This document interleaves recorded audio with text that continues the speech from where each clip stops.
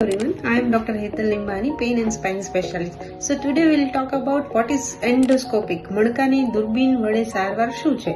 Okay, so this is a kind of a very minimal invasive treatment કે જેમાં કોઈ પણ વ્યક્તિને નસ દબાઈ છે મણકાની.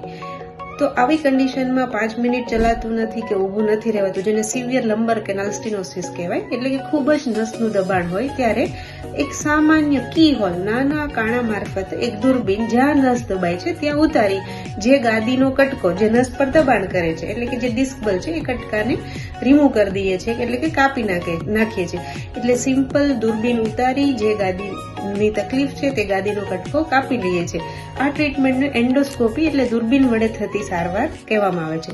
મોટા ભાગે આ સારવારમાં મોટું એનેસ્થેશિયા બેભાન કરવાની બી જરૂર નથી, લોહીનો વ્યય પણ ઓછો થાય છે, બહુ ચીરફાટ કાપો પણ આવતો નથી. ઇટ્સ જસ્ટ કી હોલ, કદાચ એક ટાંકો નાપ દઈએ તો પણ ચાલે, એ રીતની આ રીતની મણકાની સારવાર હોય છે. So this is a new technology.